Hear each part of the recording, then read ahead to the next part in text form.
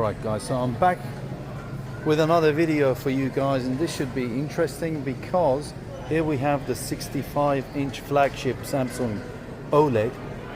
This is the S95H for 26, and yeah, it looks like there's a frame here. Now why on earth would they put a big ass ugly frame? Who wants to stick this onto a wall? It's just like wood painted over, you know.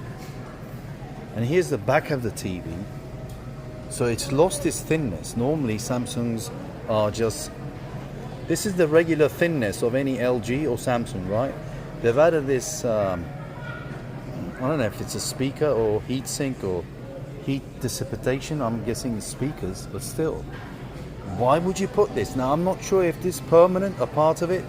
It seems like it is, but if you could take it off, it would be better, to be honest with you. But and here is the hype, the micro RGB Samsung R95H in the 65-inch. So you tell me which is better. So this is a matte screen and it's extremely thick. I wouldn't buy this. I would buy last year's beautiful, which I'm going to show you in a few minutes.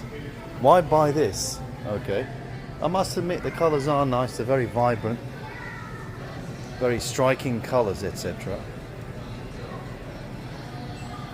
Yeah, so this is $31.99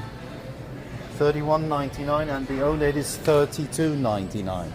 Sorry, $33. So it's $200 more. It's a no-brainer. Why would you spend a ton of money on an essentially 20, 30-year-old technology? It's just an LED TV. Whether it has individual red, green, blue doesn't make it thousands of dollars more expensive.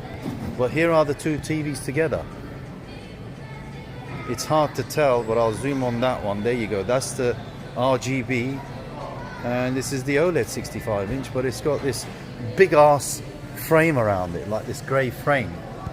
And here we are.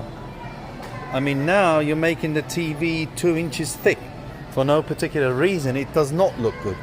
It looks cheap. Now, if you incorporated this frame into this, it might have looked nice, like the plasmas they had back in 09 and 2010, the latest plasmas.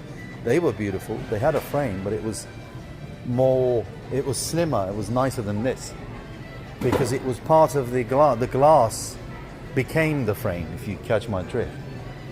The TV, the frame was part of the TV, structural component of the TV. But here's the micro RGB. They call it micro RGB. TCL calls it super quantum dot. You know, all the manufacturers essentially have the same, a different terminology for the same technology. So these are, I put up a video last week. You got the, I don't see any difference, or hardly. You got the 95H OLED up top Samsung and the 90H, and I think they're both matte screens. As you can see, they got a big ass frame. So I guess the top tier model has the frame, so forget about it. Just grab the 90H, and with all the tweaking, you might get a nice picture, or just as good if you tweak it. But there you go. So here is the Bravia 9, the hyped, well no, this is not the hyped one, but this looks better. This is the Bravia 9 mini LED from last year, and the side viewing angles are better than the new model, if you ask me. Here's the brand new RGB LED, Bravia 7 II. I mean, yeah, someone's put his face down the price, so I'm not sure if it belongs to this one. Obviously not. I don't know, there's no price on it. Here we have a Neo QLED 8K. You know, if you got the money, this is the TV to get. Look how gorgeous this is. You've got a thick, massive aluminum stand, and look how beautifully slim this is. Why would you go and buy an RGB or a flagship that has a massive frame? Look how slim, nice, beautiful this TV is.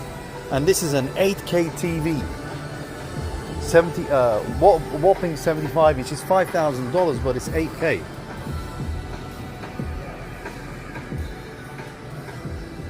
And then you got the 90F from last year. This is an LED TV too. It's a massive 85-inch television. And it's $2,000. Why would you get something for $3,000, 65-inch, or rather 34 plus tax, when you can get something like this with better viewing angles and stunning colors? Look at the colors. Don't tell me the RGB is $1,000 better than this. It's not. So, and this is the proof. This is the Neo QLED from last year, and it's a whopping 85-inch television. It's the 90F, and now it's only $2,000. You get a whopping 85-inch television. Not to mention, there's no big ass frame, and it's slim. There you go. That's the back of it. No, they've taken the price off. It's kind of suspicious on the Sony. I guess Black Friday is approaching, so there'll be hundreds, thousands of returns if they sell something now. And